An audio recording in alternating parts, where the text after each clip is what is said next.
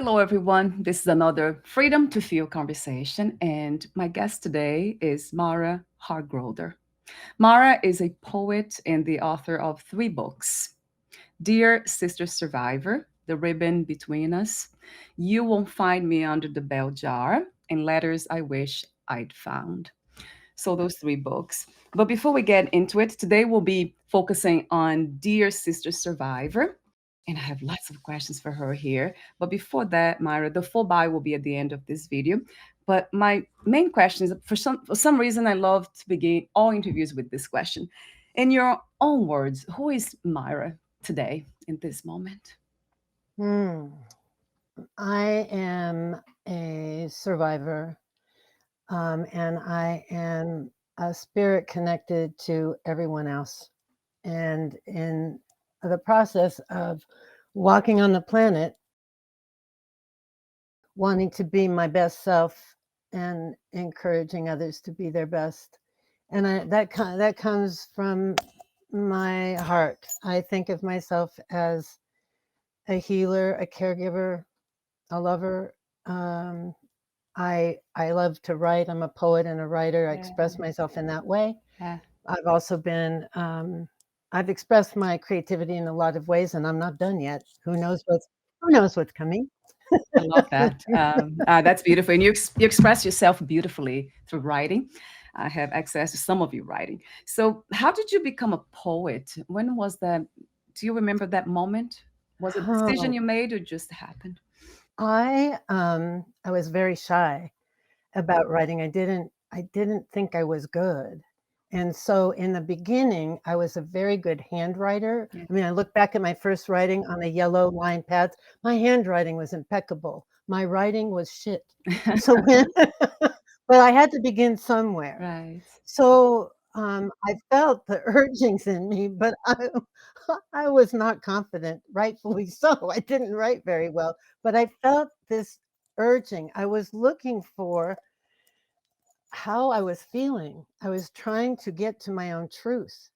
And I was clouded by a bunch of Yeah. words, a bunch of how I should feel, a bunch of what I should do. And I tried to break through all of that milieu and get to the point of what I really felt. And so I started writing to get to the core of what I really felt. And it took a while, it took me a little bit, but I just kept doing it. And the more I did it, the better I got. Wow. And I found that it was like falling out of bed. I would rather write than put my slippers on or even have coffee first. It's like I'd have an idea roaming in my head and I need to put it down. Yes, yes. And that's creativity, which has to do with inspiration, isn't it? And inspiration to me has to do with the spirit. So Mhm. it's all connected, isn't it? Me too. It's like I get a tap on my shoulder. I think of her as the muse. This particular aspect of a spirit, she's the muse, and she taps me on the shoulder. And sometimes it's one word, or maybe a sentence. Mm, And it's like I'll be like, yeah, okay, whatever. And she won't leave me be until I put it down. And when I put that one word or one sentence down, rupture happens right. and out comes a piece. It Yes. I never know. I'm not the kind of writer that plots and plans and that's not the way I do it. I kind of explode the piece down on paper and then I tweak it around a bit and there it is. It is in a way this almost a calling for true expression, isn't it? You mentioned the Yes. truth. So trying to find the truth through art. Mm, That's what scientists do, but that's yeah. what spiritual teachers and seekers and artists they do. They are trying Mhm. to find the truth, but in a very different way. It seems like we are all trying to find what the truth is. Have you actually um, come to the that deeper understanding of what the truth is for yourself, Mara? Like, what would that be? I think the truth shows itself to me to be that place where I finally take that deep breath of peace, Yeah. where a knowing, where I know I'm home.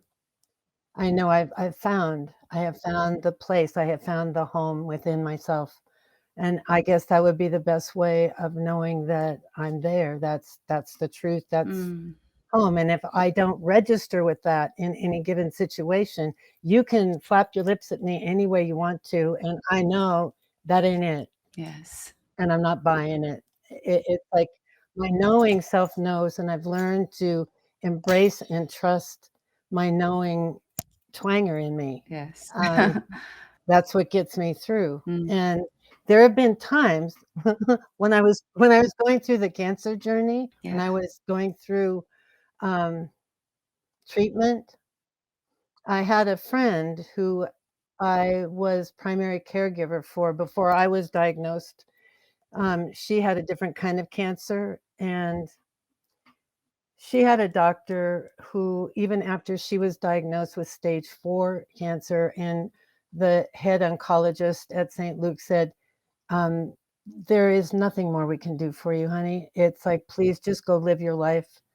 And yet this other doctor got a hold of her and said, "Oh, I'm gonna cure you. I've got this chemo, blah, blah, blah." And I said, "Honey, what are you doing to yourself? You could go on a trip. You could be feeling good. Mm, You don't have to spend the rest of your life in a chemo bay." And, um, I was so mad at this doctor. I knew that he was not doing her right.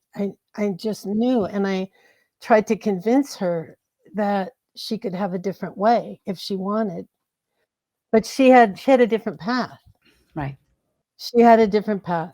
She said, "Well, my daughter thinks I should do this."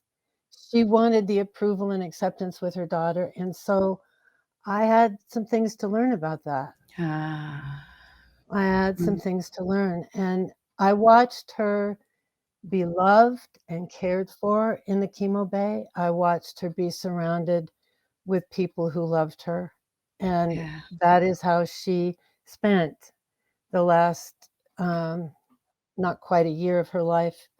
It isn't the way I wanna go, but it was a way that suited her.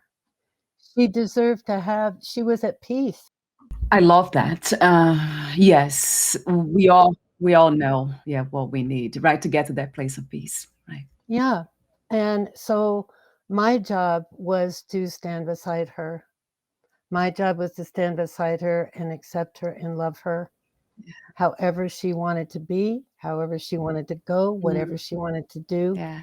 You know, Ram Dass talks about how if you're a real Yeah. true friend, you get in the car and you go to the edge of the cliff. When you get to the edge of the cliff, you say, "I love you," and you get out of the car. Yes. Yes, yes. Oh, he was incredibly, I mean, he was incredibly funny, but also profound, right? Yeah. Yeah.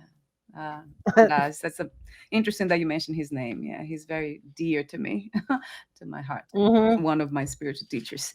So, how do you make sense of suffering? What is your, yeah, talk to me for a moment about that. Why do we suffer so much? I believe that, um, I believe that there is a way we can look at our life and look at our experience and make some choices about what our experience is. And we can choose to I mean, I just had an experience, um, with my daughter, and it felt my blood daughter. She, I don't know her reasoning. I don't know what it is. From the time I was diagnosed with cancer, she chose to move away from my life. Mm, I never heard from her after she found I had cancer. That it was very painful to me, yeah. but I thought maybe she's afraid that she will get cancer because she's my daughter. Oh, So I gave her the information to know that the kind of cancer I had was not the kind of cancer that will get passed on to her. yeah. But it was not enough information. And recently I reached out to her and I said, let's have a conversation. And she got back to me after about a month and said, I've decided I just don't ever want to talk to you. Oh, wow. It was heart wrenching. I know. And I kept asking myself, Mm, what did I do? I believe in karma. yeah. And I thought, where is the karma here? We don't always know. We cannot always know. We can't. Right. And I thought and thought about it, and I found a trickle, a place where I found there might be a karmic thread. And when I saw it, I thought, "Okay, blessings be on you, my beloved daughter. I will love you always. Your life is yours to have, and I go in peace." I found peace. It's not what I want. It's not the way I'd like it, but you want to know how many daughters come to me that are not Yes. my Yeah. blood daughter? The universe hates a void, True. So true. and I am filled with daughters who love me, who want me, and rather than spend my life focusing on the one that doesn't, I am focusing on the one who does. Yes. Yeah. And I've got others. I mean, I attract that to me. So Yeah. I am embracing that. And when it comes to other kind of suffering, for example, the loss of someone we love very much, however the loss happens, I feel like I am blessed to love someone so deeply as to feel sad, Right. to shed tears. That is my gift. I would not I feel so very blessed for all of my beloved sisters that have passed before me that have felt such huge loss for a while until I have equalized. It's like an equalizing. Yeah. Their physical self isn't here, but then I start feeling their spirit presence, and I allow that in. So there is that, but there is a bigger kind of suffering that, I mean, what's happening in Ukraine. I can't make sense of that. I cannot make sense of that. You can't make sense out of nonsense. Yes. Hmm. Yeah. You Yeah. cannot. And all there is to do with that is to send as much loving energy to those people as possible. There is nothing to do right now. I personally can do nothing. I can spend money, and after a while, I could not have enough money to make it right. Right. Right. But I am filled. I am filled with spirit. I have that infinitely to give, and I certainly give that. If it ever came to me in my presence to do more than that, if there was some physicality, something that I could do more than that, I would be doing it. Right. But, uh, but other than that, it is thinking, I have not made sense out of the nonsense. I have not. Yes. And it is my case too. And although I try my whole, I guess, desires to go deeper and deeper to find out what makes somebody. Do something like that. Yes, and to be afraid, Why? also to dwell in fear, to disconnect with their own hearts, which is that place of peace that you speak of. That's the only place we Mhm. can find truth anyway for ourselves. So, in the end, I mean, in the end, for me now, if this was the end, it would be ignorance in a sense of Mhm. ignoring the truth, the peace it's within us. We're ignoring that and just trying to blame the world and looking for things outside of us. It's trying to replace power with peace. Yeah. It's trying to replace thinking power. You can and that you can get an infinite amount of power. You cannot ever. Yes. Right. But it's thinking that you can. And these foolish, foolish people that buy after the power and the money, thinking that that's the answer. You cannot ever have enough money. You cannot ever have enough power. You cannot ever seek after it enough. They're never, because it is like a snake eating its own tail. Yeah. There will never be Yeah. satisfaction, not Yeah. ever, not ever. Whereas when feeling that sense of love, that sense of peace, that sense of equilibrium, there is always balance. There is always the ability to have more than enough more than enough, so much that you can give it away and give it away and give it away, and you can never give it away enough. Yes. Yeah, that's it.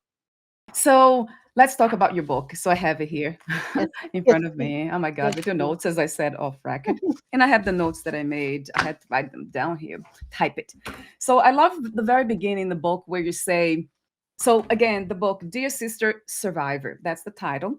And you say something that caught my attention. You say, it takes a village to survive cancer, to survive treatment, to survive every day in between and thereafter. So it takes a village. That's Mhm. how important support is. So Yeah. there's community, people coming together, and which it really happens. It's interesting. There's nothing good about disasters, but that's one thing that we can say it's good about it, that people come together and they try, strangers, they try to help.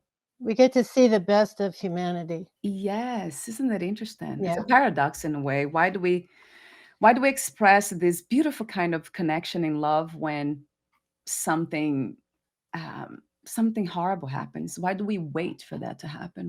It's like there's the obvious. It Yeah. becomes obvious what we can do. Yes. We know that we might be a finite human being with finite resources, but we know that we are enough, that we can show up and be enough Yeah. in a situation where it's impossible to be enough, Mm. but we know that we can show up and be there and that that's okay and that is enough. And in those desperate kind of situations, it feels wonderful to show up and give every ounce of our energy until we fall down and sleep in a cot, Yeah, it's true. and we feel good about ourselves. We feel like we've actually done something.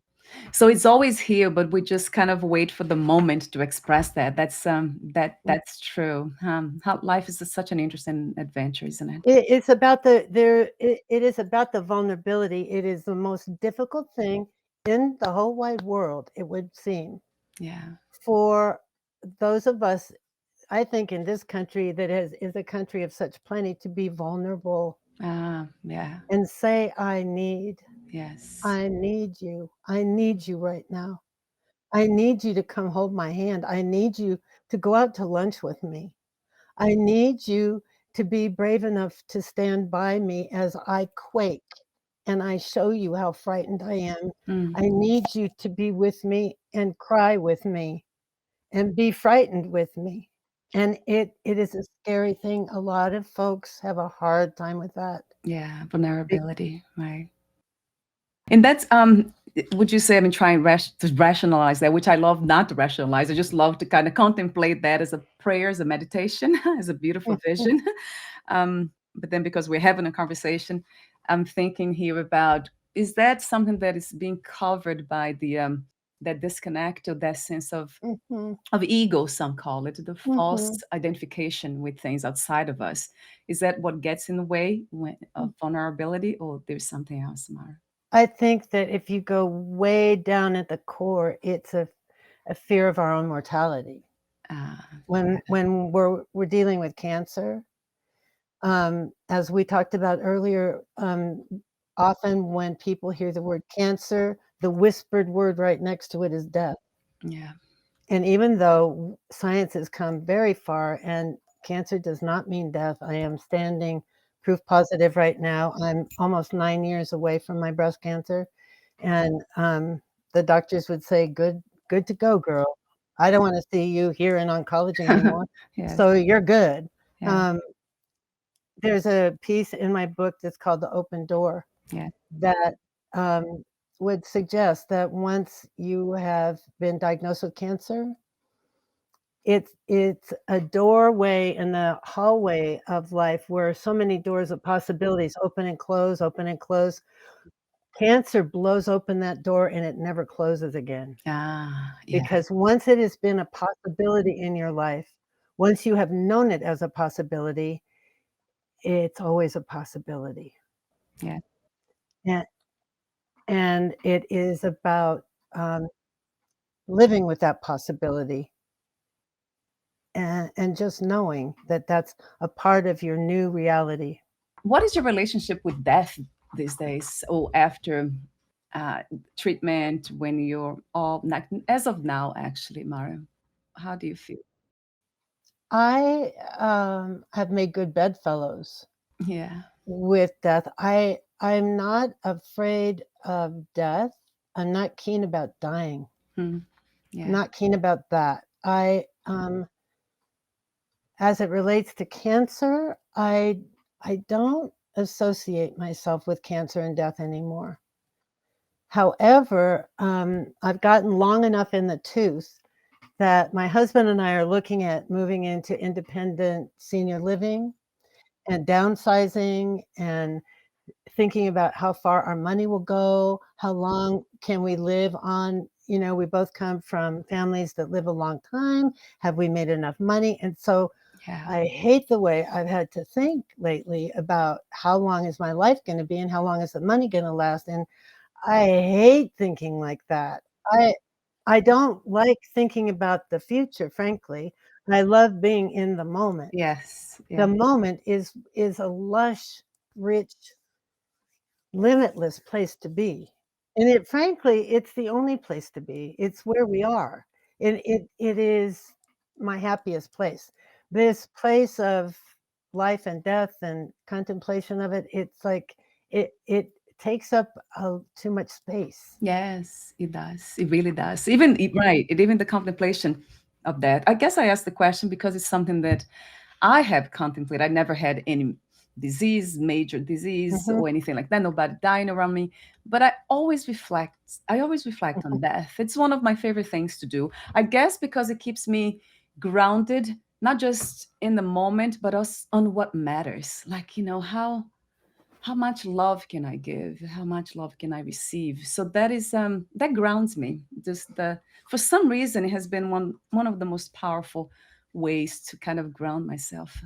I had a long time ago, I used to spend a lot of time thinking about death. I used to think about where did I go?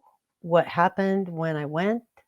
I used to have my feet firmly, anchored in one place about it's like I was sure, definitely, most positively, I knew for sure that when I died, if I did this, that, and other thing, Yeah. I would be coming back as a giraffe or whatever. Yes. Yeah. It's like, "Oh, I know I've led a giraffe life. I know that that's what's gonna happen." Or I'm gonna come back as some other version of myself, or, I'm sure that I've met myself coming and going. I felt like I've had past life regressions that have Mm. told me that I've lived before, and I felt great confidence about that, and so it has released me from feeling like there's any finality about death. Yeah. But so I felt very firm about that and, "Okay, that's all handled," uh, and then I felt unnerved thinking about other possibilities, like, what if that isn't so? I have a friend who's an atheist, and he goes, "Nothing happens, Mara, I hate to tell you, it's just a big black void," and I'm like, I don't believe that.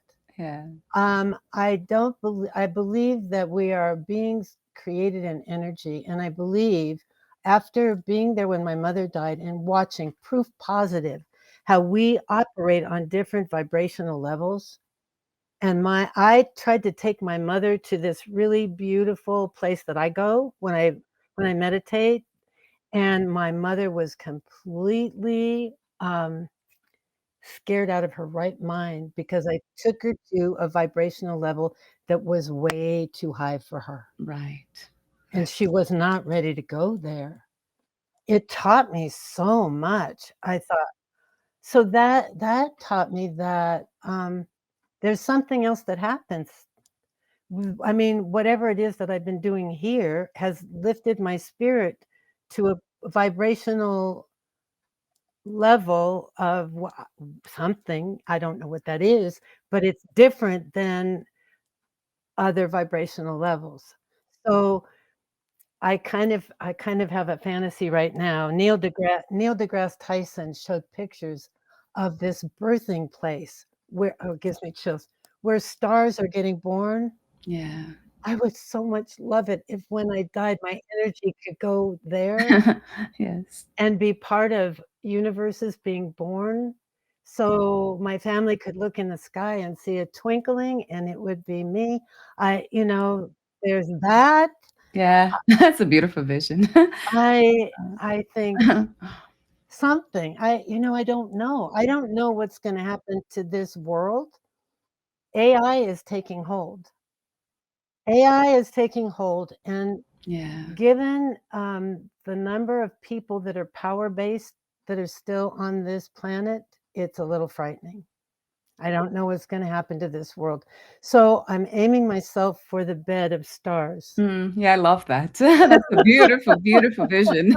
And you see, we have enough evidence that, I mean, it's not something that we can talk from a place of knowledge because we don't know when we die. Although some people, mediums and psychics, they have had, and also people with evidence. There's so much evidence on um, not just reincarnation, but life, mind continuation, and all that.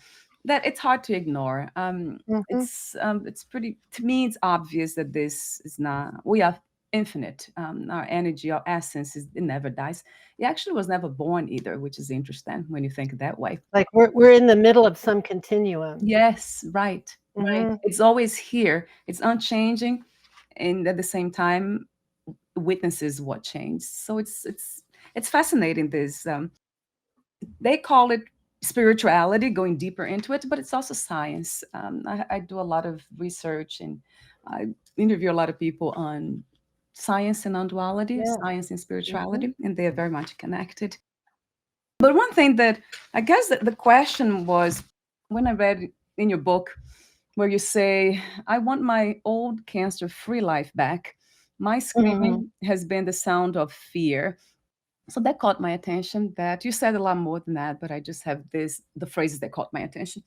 So the question that came to me immediately was, why are we so afraid to change or of change? Because death to me, that's what it is. Just Mhm. a transition, it's just a change, another change. Not ready yet. Yeah. So it's not being ready for Not that. ready yet. I Yeah. don't wanna go yet. Yes. I have work to do. I have work to do. I have a little boy that counts on me in the morning. I get him ready for school, and I get we do puzzles together, and this morning we witnessed fall. Yeah. We were almost late for the bus because we counted the colors on the tree. I mean, there's just so much to do, so much to witness. I really I do love living. It is Mm, fun. I mean, and I am someone who, um I have chronic pain from my neck down to my toes, to my fingers, to I mean, my back looks like an S curve, right. and, that's just part of my existence right now.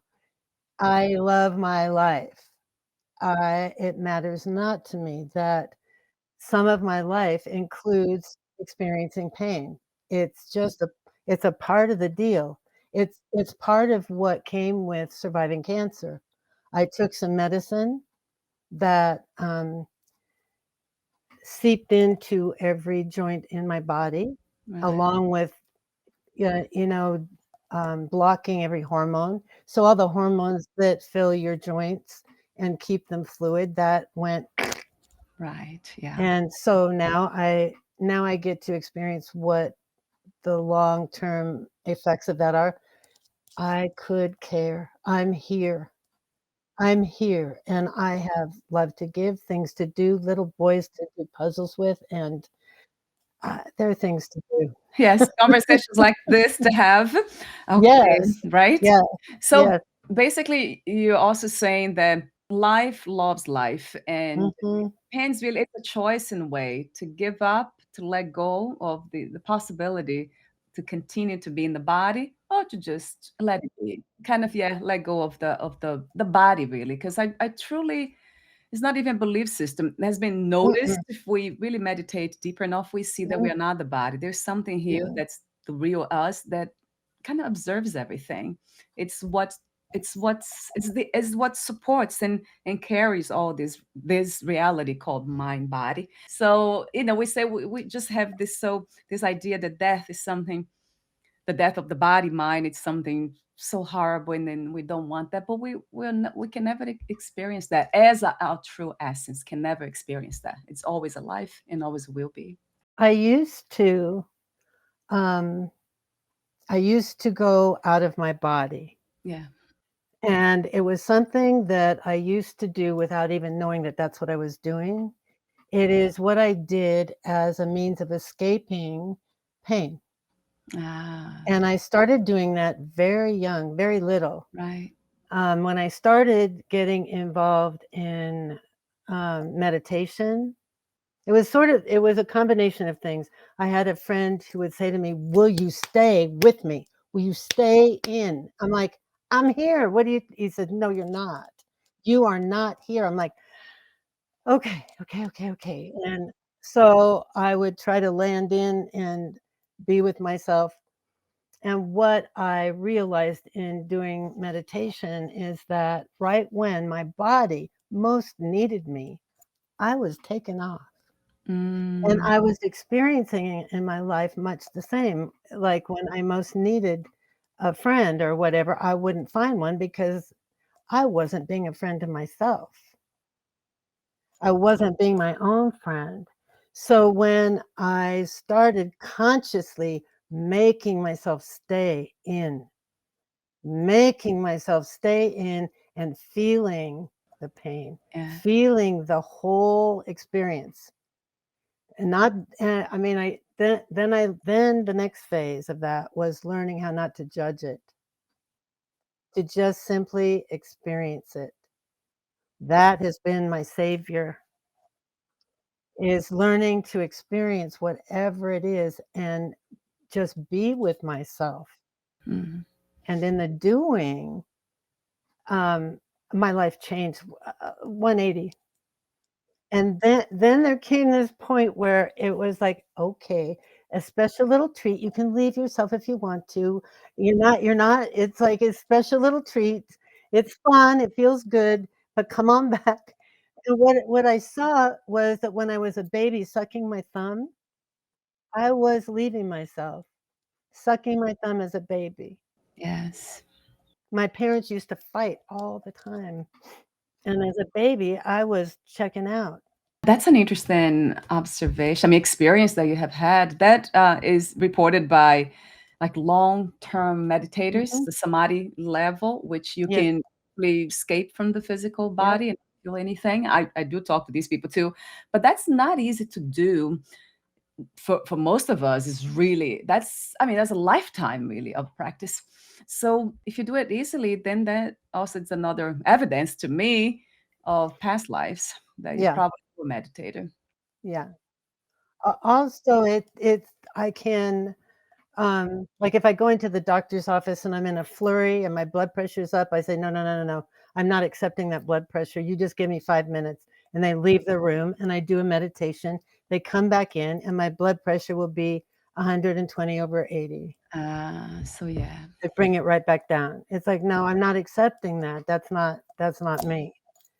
And they're like, "Okay. Alrighty then." Yeah. Wow.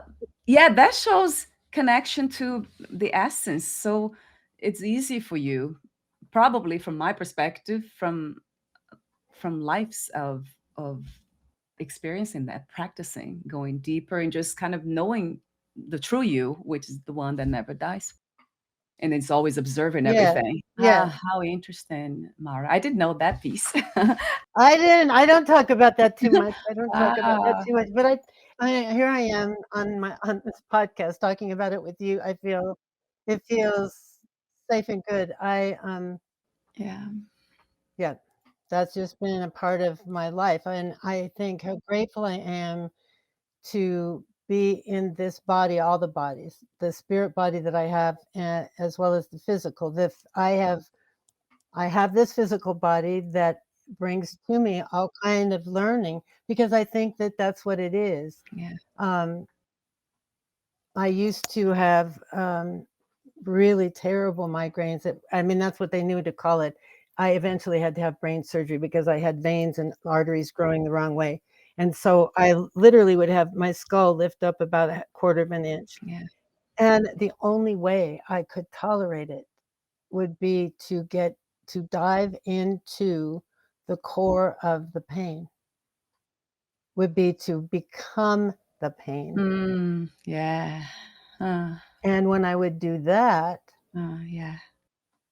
that was my ticket out. Yes. That was that was how I survived it. If there was 1 ounce of resistance, my pain level shot through the roof. Right. And so when when you talk about the suffering, it is the suffering comes with resistance. There's the answer. Suffering comes with resistance to whatever is. And that is the most challenging thing ever to first acknowledge and to accept and to breathe into. To simply acknowledge and accept and um, surrender into. Right. That's a beautiful word. Yes. Mm. Yeah. It really resonates true to me. It's giving yourself to whatever it is that Mhm. it's happening, whatever it is that's here, right? It's Yeah. being present to that point of merging with it and becoming that. Mhm. That's not easy to do. But what a Mm-mm. wonderful, yeah, it's really beautiful to hear you saying that because, and that's the only thing I can think of. If you're not a lifelong meditator in this life, so that means that you're bringing that wisdom into this life without knowing, even without the knowledge of it. Wow, I love that. I mean, what's not to love about it anyway? It's Yeah. wisdom, spiritual wisdom. Some situations require us to listen when there's nothing else to do. It's like Yeah, it's like you have to just listen. You can't get up and play volleyball now because you can't. You have to pay attention. mm. Instead of trying to escape, trying to run from it, right, or numb it, or some anything like that, Yeah, right? I mean, I don't know, why, and I don't even try to even figure out why. I have not in my lifetime been someone who numbed my pain with, like, alcohol or Yeah, drugs. I mean, yeah. currently, um my pain is managed with drugs, but I don't abuse. Yes, right. That's important. Yeah. Well, it's part of wisdom, isn't it? I have a question that I have to ask you. Yeah, Did you consider alternative healing for cancer? Any other form of, besides chemotherapy? Did you actually um, study or researched anything? I didn't have chemotherapy, I had radiation, Right. and, I had surgery and I had radiation, and, based on the kind of cancer that I had, uh, it was going to be I mean, of all the studies that were out, that was the protocol. It was it was so amazing to me. It was about 2 weeks before I got diagnosed. There was a whole special documentary on TV about the history of breast cancer from the very starting days of how they used to treat breast cancer. They would just lob off a woman's breast all the way, Oh, her pectoral muscle, they would just take everything. Every kind of breast cancer got treated the very exact same way. yeah. The whole I mean, just brutal, and often, sometimes both breasts, just Yeah. as in case of. And speak there was very little sometimes there would be chemotherapy, but often it was simply removal of the breast and radiation. And the Okay. way they radiated these women's chests, my god, they were scarred like they had been through Hiroshima. It was horrible, and they backed off of doing that considerably, and,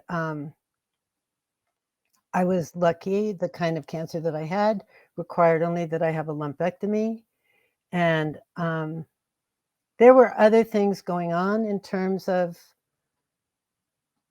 ways that I could deal with it.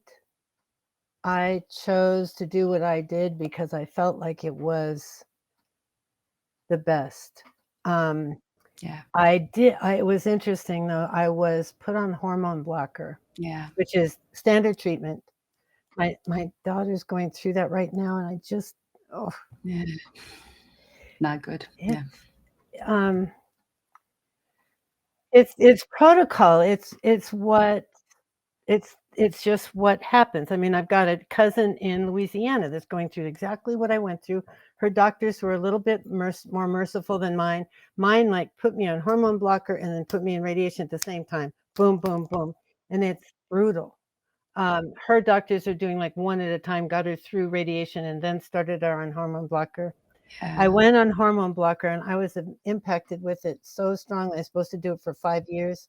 I lasted for not even 2 years, Oh, and wow. I just knew that I was not supposed to take it any longer, and I thought, "I know I'm taking a risk here," and I went up and down the hall on that one, and I just kept asking, "Is this what I'm supposed to do?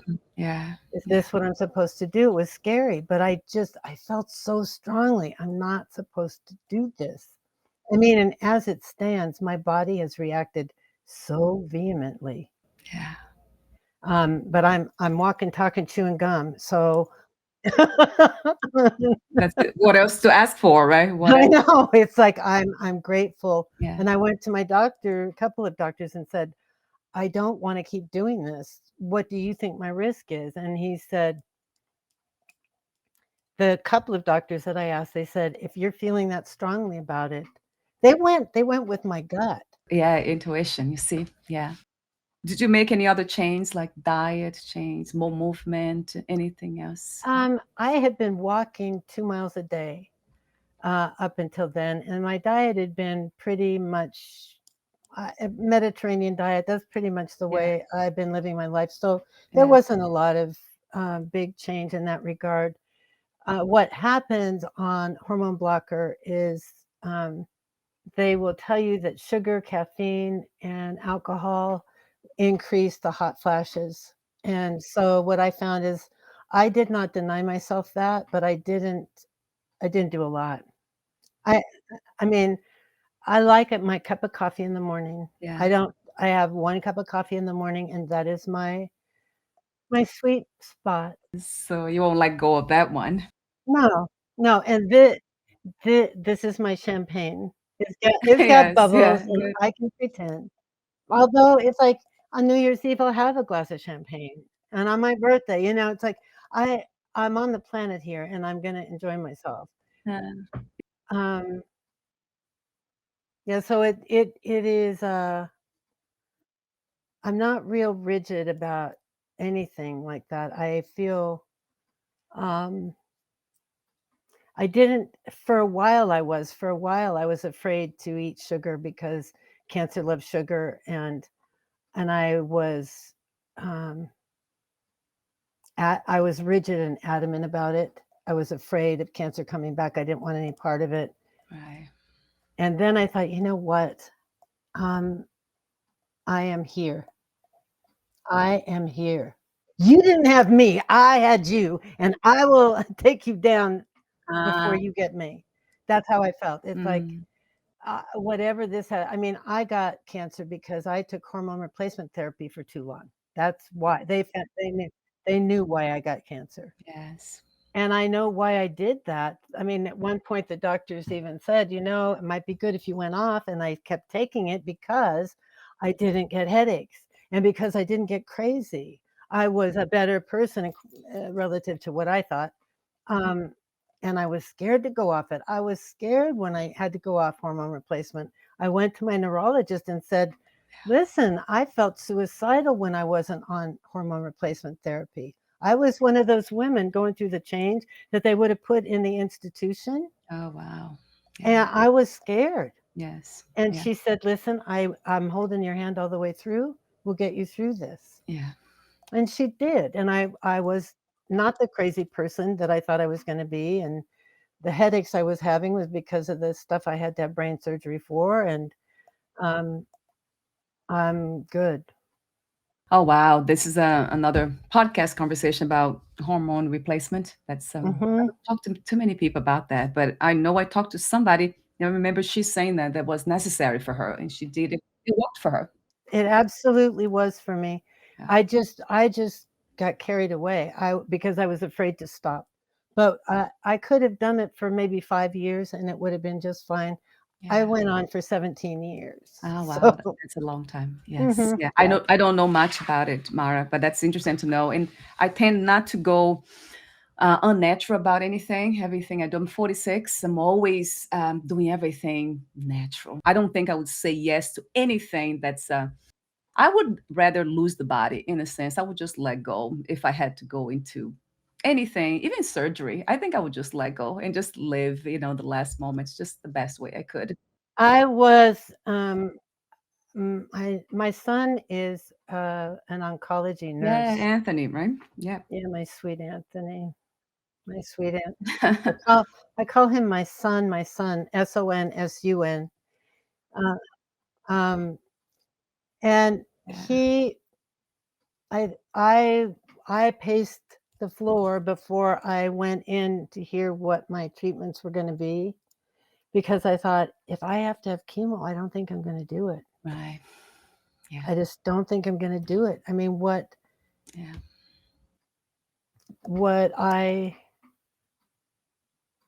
and that was just for me. That's what I felt. And as it turned out, it wasn't even recommended for me. So I was grateful. But I thought, Anthony is going to be so mad at me. Yes. Yeah. He's going to be on my tail.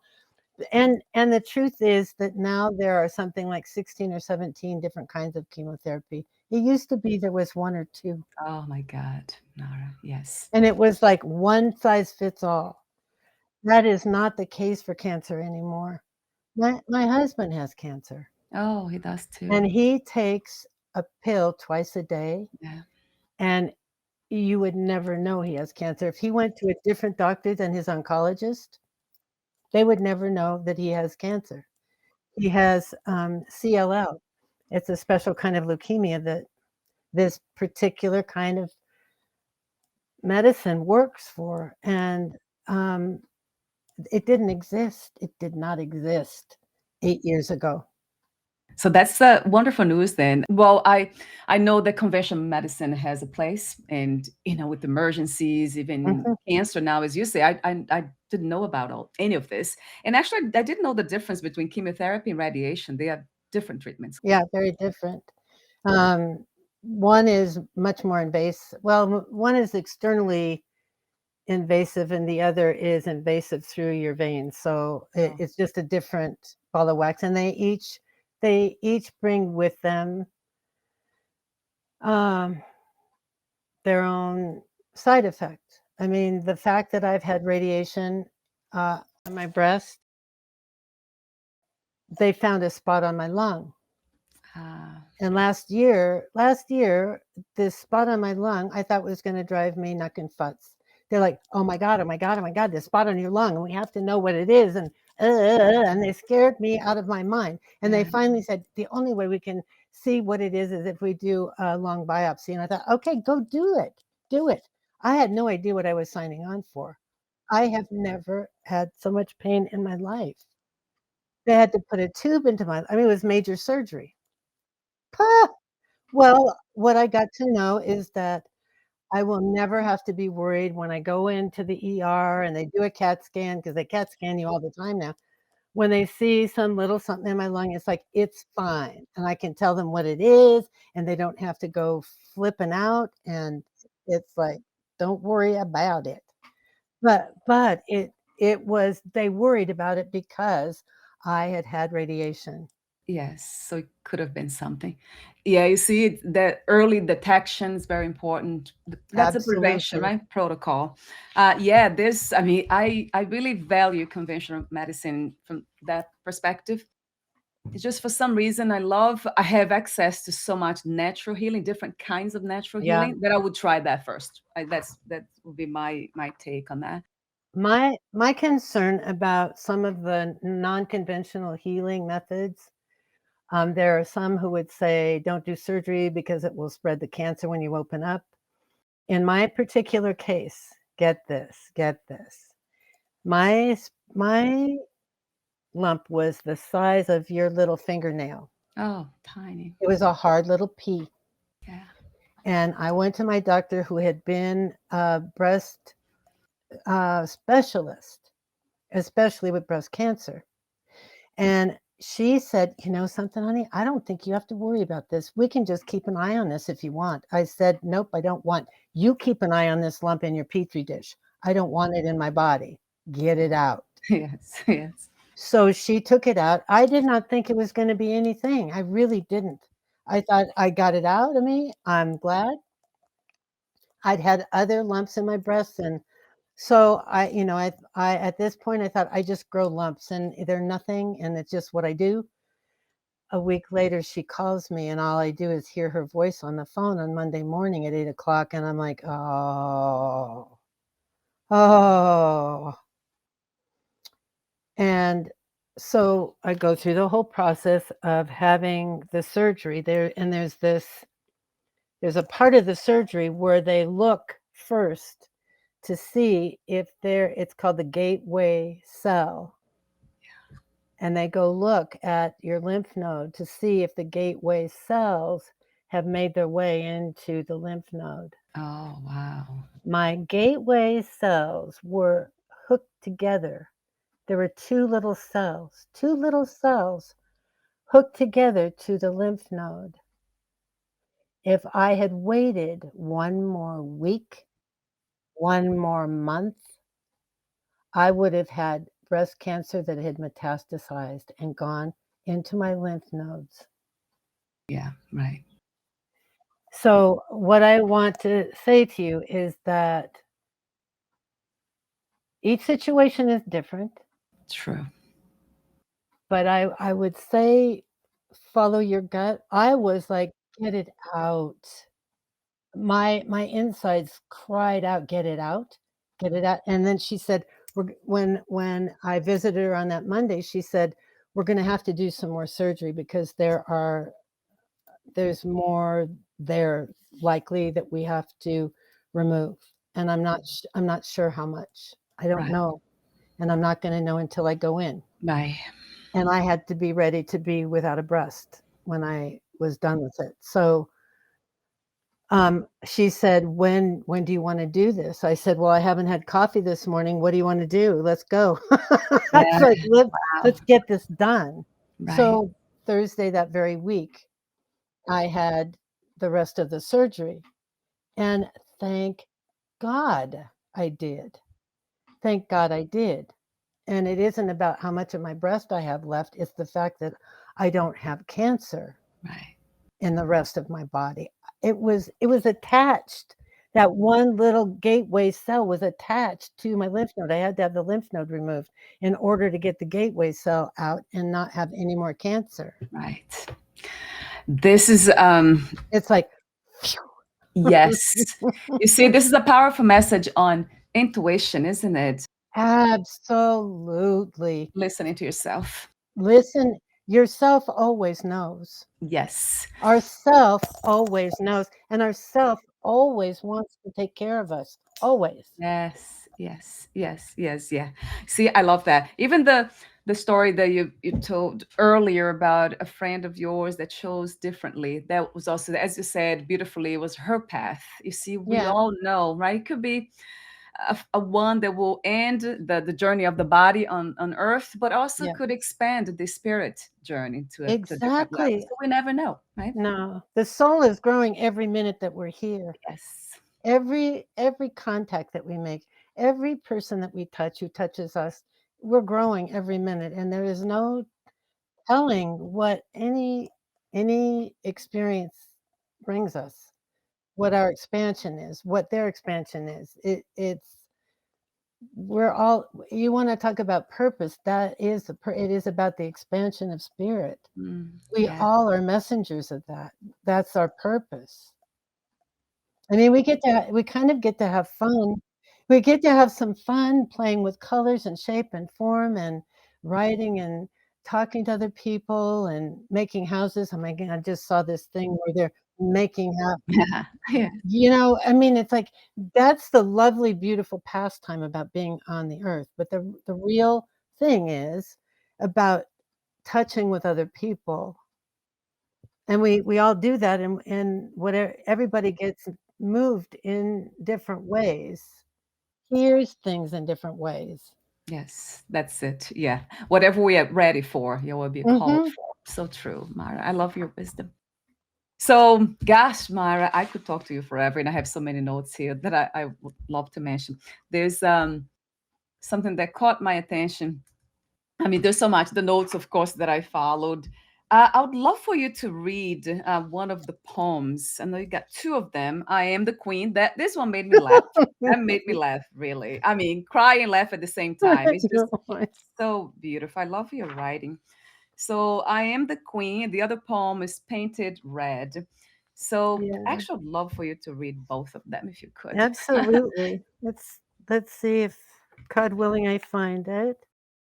I used to do slam poetry downtown, and this poem is kind of a slam poem called I Am the Queen. Yeah. I am the Costco queen. I've shopped and bought everything from breakfast, lunch, and dinner to tires for the car, and sofas for the TV room, and TVs and radios and music and books and shirts and skirts and pajamas and baby clothes and shoes and slippers and socks and bras and panties and camping tents and sheets and blankets and trees and plants and hoses and Christmas lights and Christmas trees and ornaments and chocolates and wrapping paper and computer paper and ink and pens and pencils and dishes and silverware and pots and pans and face cream and makeup Yeah. and can openers and drinking glasses and eyeglasses and developed photos and vacuum cleaners and trash cans. And today I stood numb from head to toe amid rows of food and flowers and clothes, the news still feeling like cement shoes. List in hand, like always, I listened to the hairnet lady sell me the cure for cancer. Yeah. I bought 4 boxes on sale because I'm going to need to drink a lot of it. Hairnet ladies don't lie, right? It's Costco, and I'm the queen. Yes, that really stopped me. Wow. I mean, it's just being able to be, in a way, playful in the midst of a, I mean, of challenge. I was crying. I was Yeah. crying my eyes out when that woman who's so cavalier was selling me some product that she swore cured Uh, cancer. I'm like, "Well, lady, I'm here. You cure me, yeah, okay? yeah, I'll You have do it. that." Yeah, and you just bought it anyway. Yeah. Oh my Oh yeah, God. it's like fine. Yes, whatever it takes. That was funny. Funny, fun, playful, and also, of course, heartwarming. And then you're like, oh, the heart opens when you read Mm, that. I'm like, ah, how amazing. Because thank you feel you. the soul, right? Just kind of, Mhm. let's play, let's dance this dance too. So the other one also, Okay. the painted red, that, of course, you represent that when I saw you today. That was, I that poem I came. have yeah, I have a girlfriend who has been assigned. She's much younger than I said, "You are assigned. I am to have this red lipstick on my lips, and any gray snaggler is to be plucked. You do not let me lay dead with this shit going on and not have red lipstick." Oh my God. Alright. Vanity goes on, you know? Yeah, it does, doesn't it? Why not? And why not? Yeah. Painted red. I rest. At the ready, I know my job and I will do it until fingers have twisted at the bottom and there is no top left to color your lips, transforming you the way I always do. I see how you look at your reflection. I see the sparkle in your eyes brighten from top lip beginnings to bottom lip completion. I'm always the same color, give or take a hue of orange or pink. You smile brightest when my cranberry red against your skin tone lets you know the day can begin, the challenge met. The car can go backwards out of the driveway. You can lay under any seek and destroy cancer laser beam. You have gone under that beam with my fortitude painted across your mouth. Even when tears crossing the threshold, your tongue darting out quickly to grab the betrayer so no one will know your fear, your quivering faith, your moment of clench. I have remained in place just for you, for Mhm. your world to see your beauty no matter what. Ah, Andy Rooney, dead and gone now, a reporter from 60 Minutes, did a whole program about me one Sunday. He told the world no matter how old a woman becomes, there is just something uncanny and irresistible about a woman wearing red lipstick. Oh my God. Yeah, I was laughing at this too. I mean, it's just amazing. I love her writing. I know it's coming from that place, that beautiful place, but it's writing is an art too. So you're a beautiful artist. You're a poet, but to me, I still see the artist. You know, the light of creativity just shining here in a Yeah, very real way. Actually, it's almost trying to mimic truth, but it's actually truth itself, isn't it? It's not even yeah. it's actually expressing raw truth. Mhm. Truly beautiful, Mara. Thank you so much for Oh, being you. It's so thank much you. fun too. You're profound, you're fun, Thank you so everything else in much. between. I told you we were gonna have some fun. It was a good time. Gosh, you are fun. And profound. You see, that's the combination that I love. The Thank you. innocence, playfulness, and wisdom. Like when we can Mhm. bring that together, it's like, oh my God, nothing beats that. There's no better Mm-mm, game in mm-mm. town. So something else that I wanted to mention is that the way you talked about your friend, I love that section in the book. You Mm. say, she's a rare bird flying in my sky. My gratitude for her deepened as my diagnosis and treatment progressed. So you're talking about a friend. I think you didn't mention her name in the book. I believe you didn't. And Mm, forgive me if you did. I didn't see her name there. I may not have. Yeah, so we talked earlier about support, so having people around us, that community is so crucial. I particularly love the way you talk about her here. She's a rare bird flying in my sky. That stopped me for a while. That's beautiful writing, but again, is that expression of love, of pure love Mhm. and gratitude. So would you like to make a comment on that, Mara? My sweet darling Mary, Yeah. she was the first one I called when I found out that I had breast cancer because she was a survivor. And she's gone now Yeah.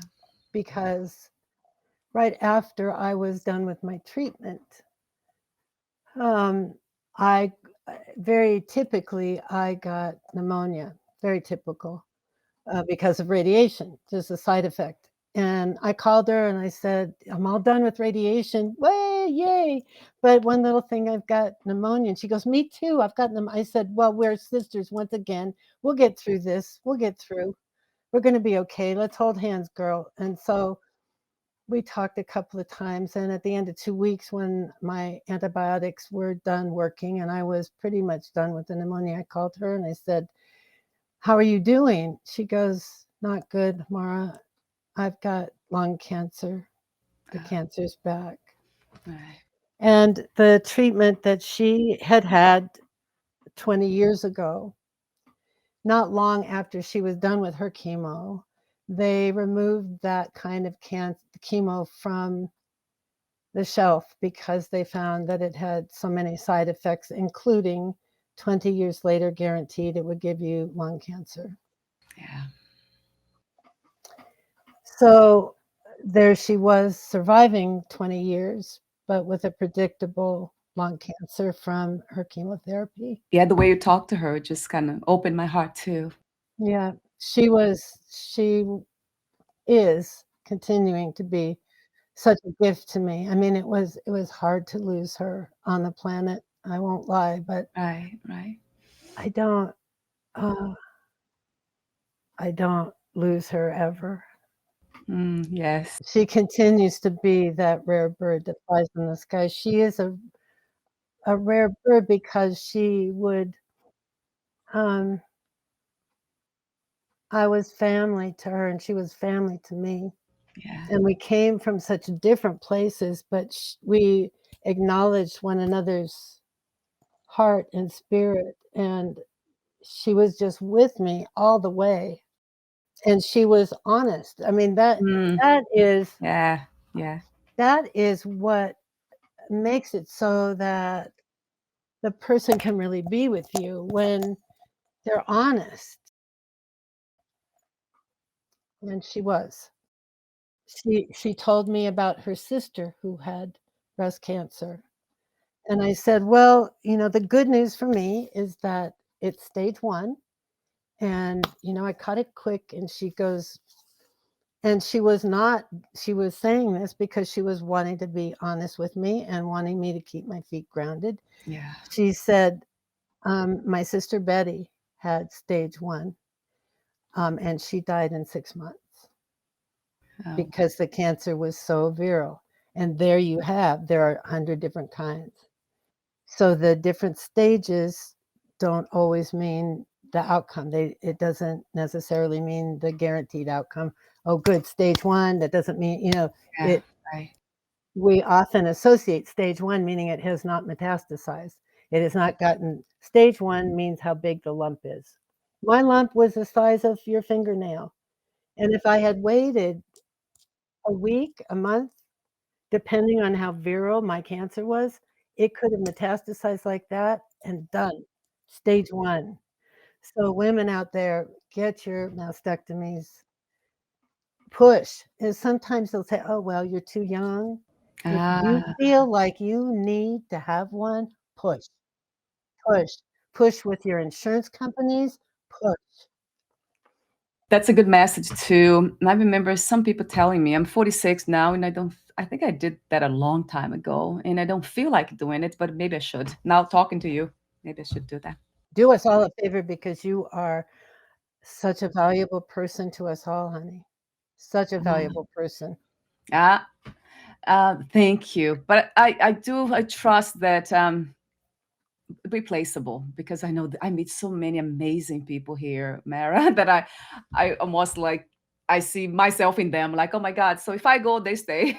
We can never really go because where could we go? Really, the heart's always here. I have met enough amazing human beings to know that, and even children. I'm so incredible. Oh, the children that are coming in right now. Yes, yeah, The yeah, children that are coming in right now.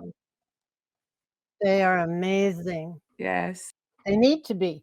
They need to be amazing because we are about. I mean, I don't know how much I'm gonna know, but you're gonna know, and they're gonna know some very challenging things. yeah, They're gonna know some very, very challenging things. We're already knowing yes, AI. We yes, already are. I mean, my heart kind of sunk a little bit with AI because I'm a writer. yeah. I mean, when I watched what they did with one haiku from Hemingway, I wanted to just Yes, yes. But you know what? It's like, I'm still gonna write. I don't care. I don't care. AI, bite me. Yes, good. You see, no fear. No fear in that love. You see, I love the ribbon in your book. The pages, they're decorated that way. I mean, they're just beautiful, all the pages. And it feels so real. At some point I was trying to grab one. Like, okay, oh my God, this is so real. I mean, I am so I feel so blessed. I worked with this young man doing the artwork on this book and my other books it's as well. beautiful. I told him, well, I picked this ribbon. I laid it out on the page. I said, "This is what I want." Yeah, He goes, "Well, it could be this and that." I said, "Nope. I don't want this and that. I want this pink ribbon. It came on a gift that was given to me, and I want this pink ribbon in this book. yeah. And I want it to look just the way it does. I want it all wrinkly, and I want it real like this." Yeah, it feel. I mean, I'm Yeah. telling you, I was trying to grab the thing. I thought it was real. Oh, the real ribbon. I thought it was so real to me. So before we end the conversation, I know, gosh, I would go forever. I do want to mention other messages here that I wrote down in your book, the poem we read. There's something else you talked about. So, Dear Sister Survivor, that's the title of the book, The Ribbon Between Us. The Mhm, tug of war between hope and fear. That's something else that caught my attention. I have mhm. the pink like marks here. So hope and fear, that's very normal too, right, Mara? Those are the feelings that you call them all normal, everything that we Yep, feel when going yeah. through this challenge. So I would love to hear from you a bit more about this dance between hope and fear and which way did you go, which I already know because I read the book, but talk to the audience. What do we do? Like in my case, if I was diagnosed with cancer, but gosh, I don't even want to, I don't, I, I like not trying to predict things because I love the idea Yeah, of being in the moment, being present to what is here as it yeah. is, and see what happens. But talk to me from your perspective. I think that being afraid, um, and breaking it down, what the fear is, what being afraid of what, being afraid of being really sick, being afraid of what the treatment might bring. Am I going to be mutilated? Am I going to be really sick from the treatments? I mean, we all hear the horror stories about how sick chemo can make us. Yes. Um, am I going to have anything left on my chest? Um, am uh, I going to be here for very long? Yeah. Have I done everything I need to do? I mean, probably never would I feel like I've done everything I need to do, but have I done enough? Where am I on the plate and on the dish of this planet? Have I Yeah. and then in terms of just the fear, there's just this instant feeling of isolation, of just cold kind of darkness, and then comes the light, and then comes the choice. It's really a choice Yeah. about I'm going to march through this, and I'm going to make it. I'm going to make it. I just made a decision. I just made my mind up. I'm going to make it, or I'm going to do everything I can to make it. Um, I have things to do.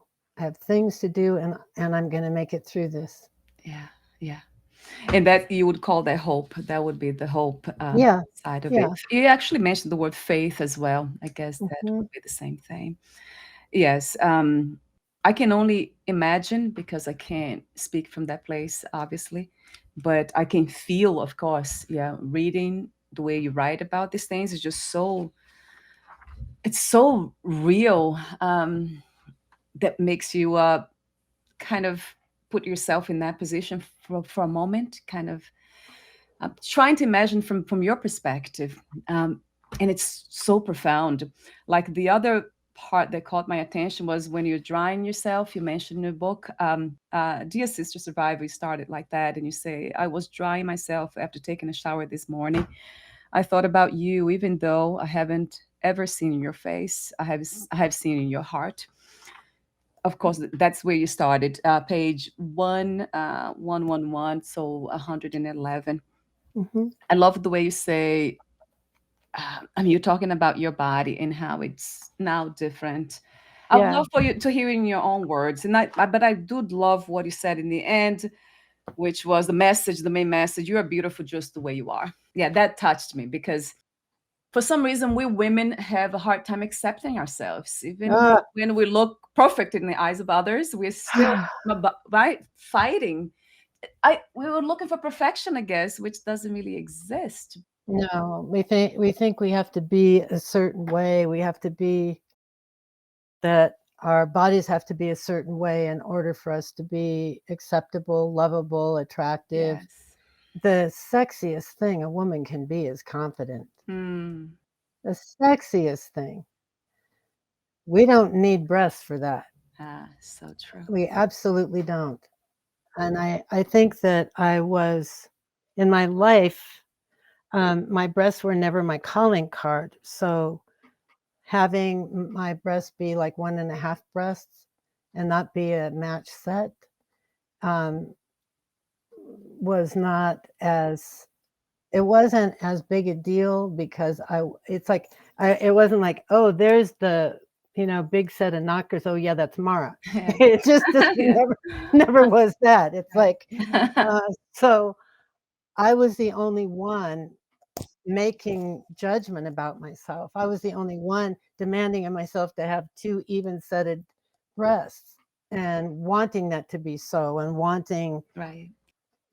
to be thought of as beautiful in that way when I am. Um, I, I mean, I'm at the stage in my life also where I'm getting older and things aren't where they used to be. it's like, "Wait, they were way up Yeah. there. What happened? You used to be able to see them up here in the screen." And and, I think that I well, I love where I am in this life. Mm. I love where I am. I love that I don't place as big a demand on myself. That is the biggest grace about getting older, is that the demand I place on myself is for myself. I decide what's beautiful. I decide what style is. I decide what that is. I'll figure that out for myself. It's like, it may not be what you see on TV, but if I think it's beautiful, it is. Yes, that's it. You make that decision. Yeah, you own that. Yeah. Ah, we need to hear that. We women, Mhm. especially men too, I know they go through those insecurities and society. It's a society thing from what I see, right? We grow up with those standards that they don't really match, they don't fit everybody. No. No. I mean, there's probably 1%.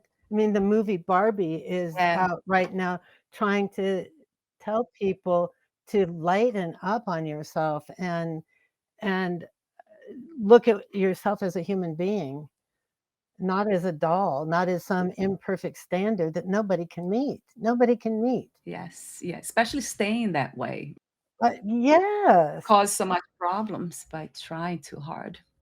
We see surgeries in women looking so different, unnatural really to me, Yes. right? Look Yes. unnatural. It's sad. So this is a beautiful, empowering message for all of us Mm. women. And I have to mention again, I think I mentioned briefly about the 90th birthday that you mentioned. Ye That was, I mean, to me, it was fun too. Another play, you see, play. You're very playful.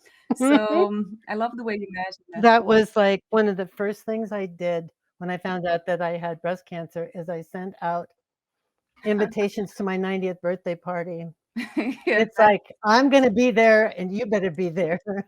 I'm gonna have this big cake. It's gonna be a big cake. There's gonna be 90 candles blazing, so you yeah. won't wanna miss it."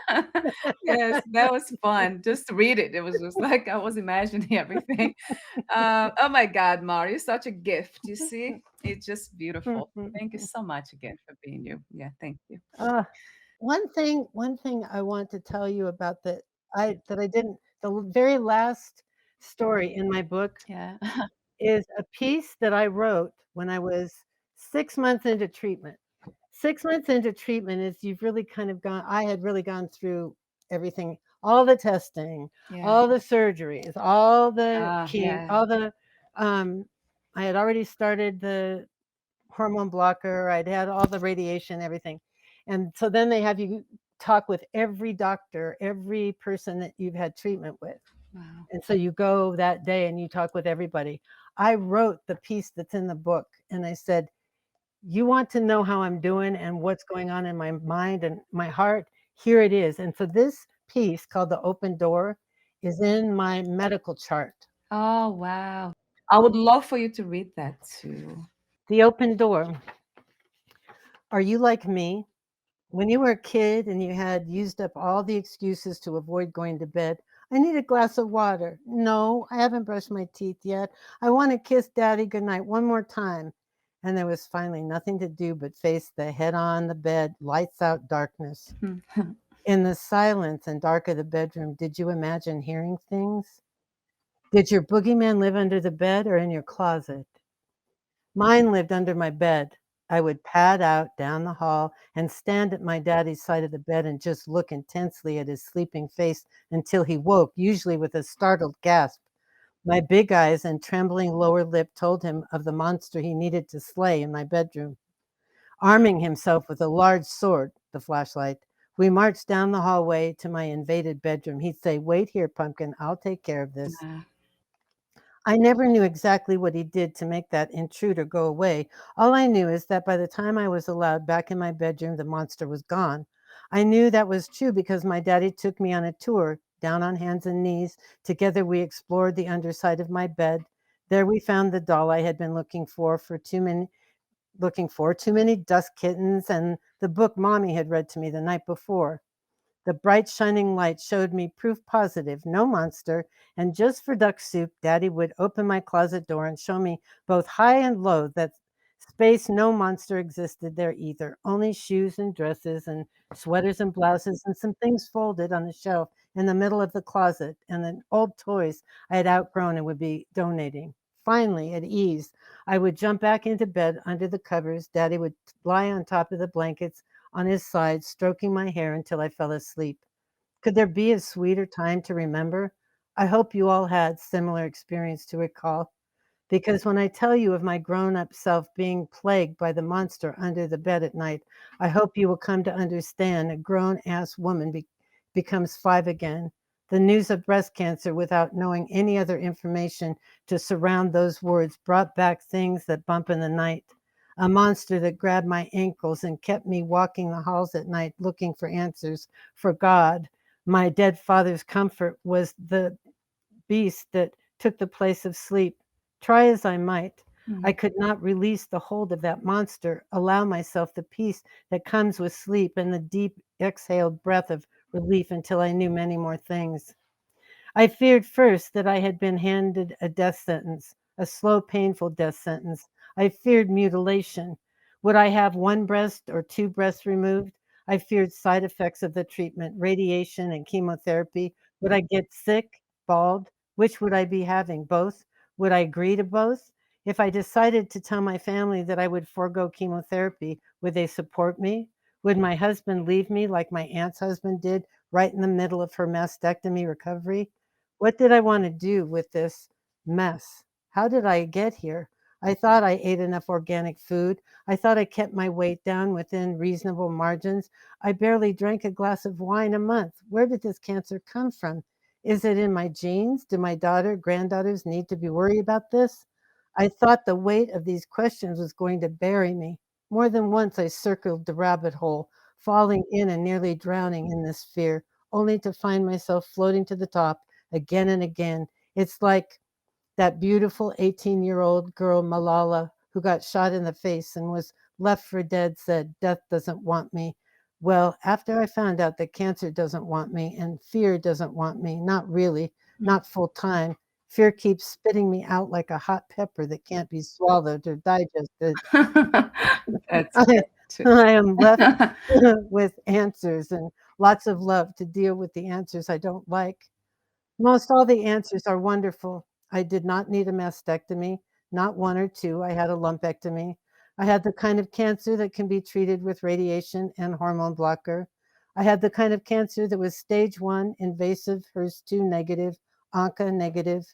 I had the kind of cancer that had doctors tell me he would rather give me this diagnosis and prognosis than tell me I have diabetes. All of that is fabulous news. I am one of the very, very, very lucky ones. You're asking, well, what's the part where you need all that love to deal with the answers you don't like? What's not to like here? Mm. When the cancer door opens, it never closes, even if the wind doesn't blow through it ever again. It's impossible not to notice in a hallway of closed doors impossibilities. This door is always open. This is how survivors become so strong. We live with that door open. We live knowing it's open and we can't shut it. Every day that door is open is a building block of strength added to an enormous foundation. We become strong enough to cry and strong enough to hold hands and strong enough to lift one another up and out of the rabbit hole. We gain connection and compassion and passion and faith. We don't just survive, we truly live. Yes. Yes, I have that piece here for sure. I had to.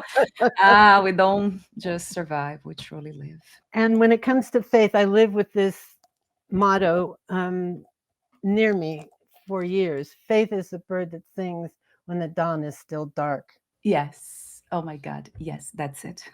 uh, I can't say enough. I love that message. That's one of the most powerful ones I can hear from other human being. Like I know, Yep, they know for themselves, and they do know, and it's yep. just so powerful that um, I mean, why would you not embrace that? Even if we don't disagree, like, some people decide to do chemotherapy or decide not to and die anyway and lose the body anyway. So, like you said beautifully in the end, that's your path. That's a path. That's your truth. That's Yes. Everybody I mean, we all have a different path. We can't know what it takes for our souls to heal. Every ah, one of us. yes. I love that too. Yeah. I mean, th- w- our job as fellow humans is to support one another in this loving journey, whatever it is. Yes. And I mean, we can give information to the people that we love. That's our job too.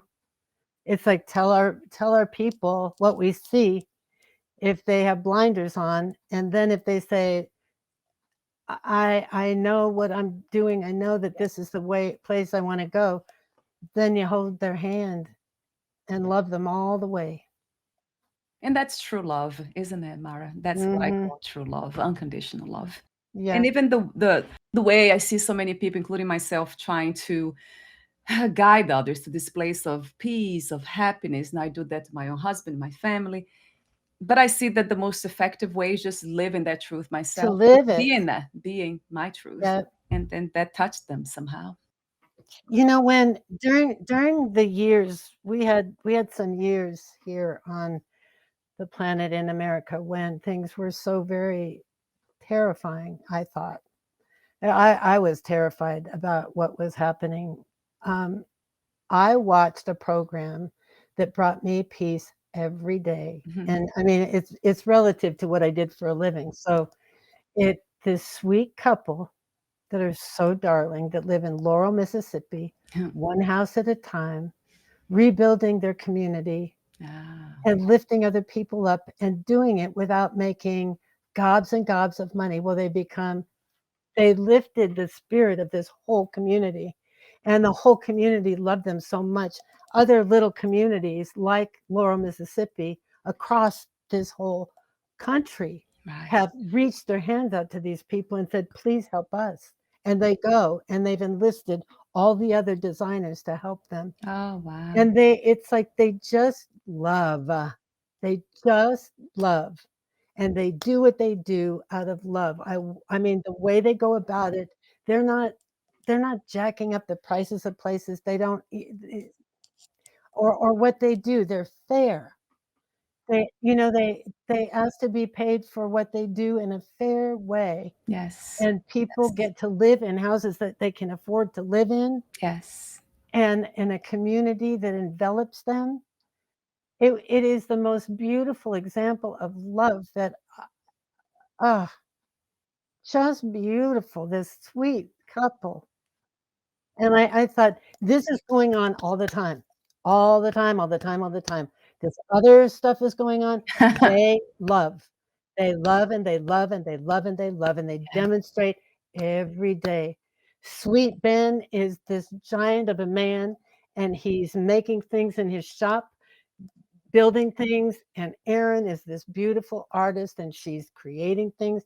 They are just the most beautiful people, honestly. Yes. You see, because they're living their truth, they know the Yeah. interconnectedness of everything. They were preceded by, the other couple that turned Waco, Texas. Waco, Texas had such a huge karmic debt to pay. They turned Waco, Texas around on its tail. Wow. They turned it around. They have made Waco, Texas a place that is highly desired where people who want to have families, who want to build a community, want to live.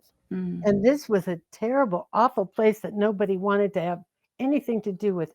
They turned it around out of love, out of love. Yeah.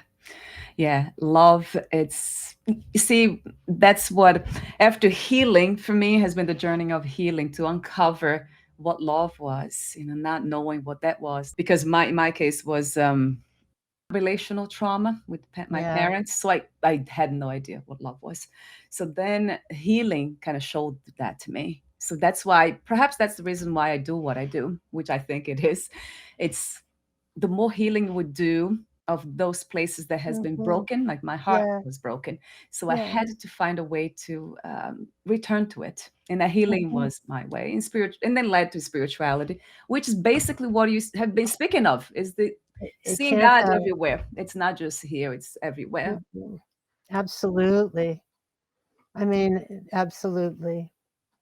So it has Yeah. been wonderful, Mara, to talk to you, Oh, to be in your this has presence. You're a been lot of fun. I mean, this has meaningful, deep, been oh, meaningful fun. this has been just a dream. Thank you so much, Thank you.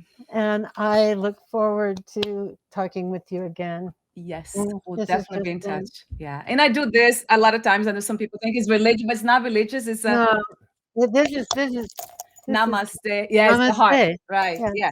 I see what is here, the Mhm. fundamental truth of this life that dwells here. It's also there. It's everywhere. So that's Mhm. almost like a salutation to it. Just I see Yes. you. I see that part of you that's here. So before we say goodbye, I Yes. wanted to ask you about your book. So what's the Yes. best place to find you in your book? I know If Barnes and Nobles for sure. yes, if you go to the website maraisapoet.com, all of my books are there, and there's a description of each of my books and the invitation to buy if you so choose.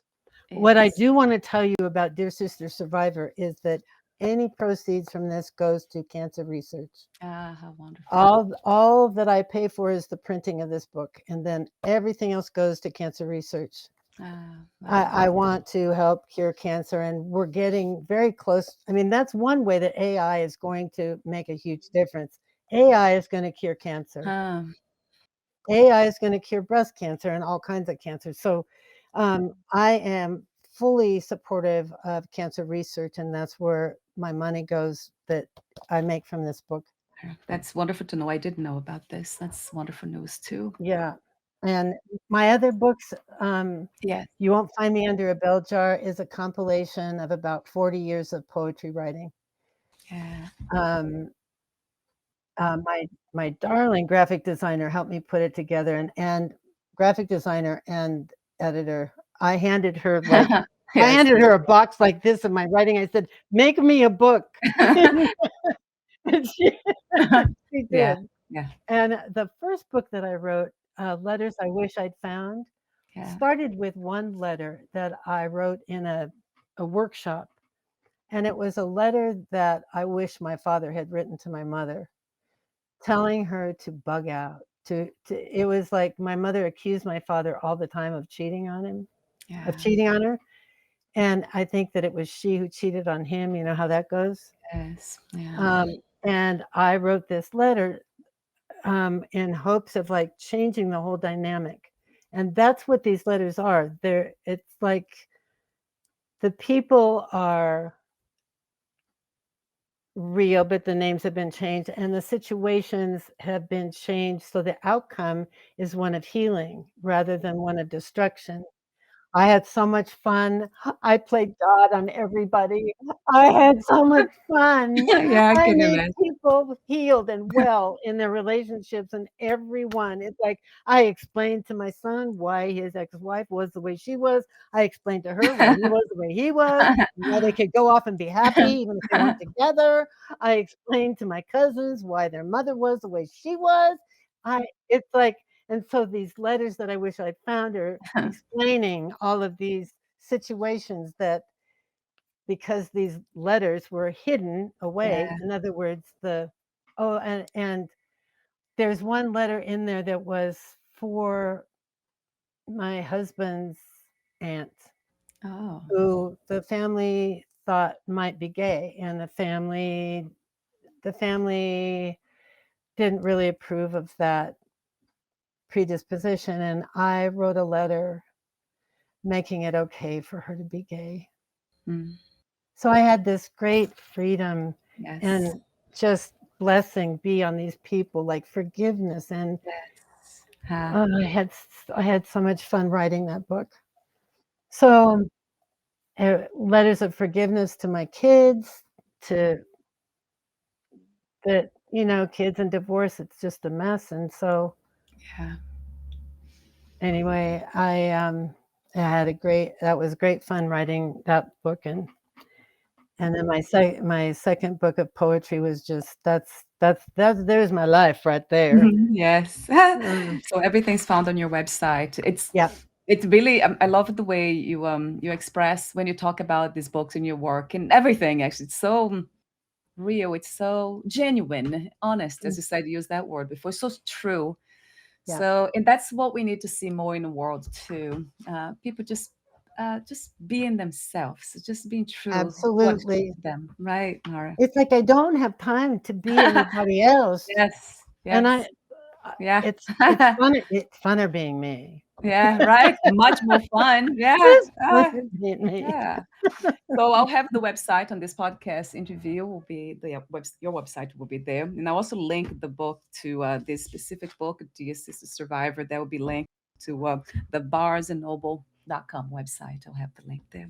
Thank you so much again, Mara. Thank you so, so much. You are just precious. I just have loved dealing with you and working with you, playing with you, Yeah, this playfulness, isn't it? That's playing with you. yeah. And I do I know I say that, but I have to add the word of wisdom, of spirituality, healing, anything that can elevate the human soul, can express, bring the heart to this reality more. So that's why, but in a playful way, right? We don't have to be too serious. Absolutely. I mean, loving is fun. Yes. Being wise is fun. Being truthful is fun. Ah, yeah. Oh, yes. That's Mm, really, really fun.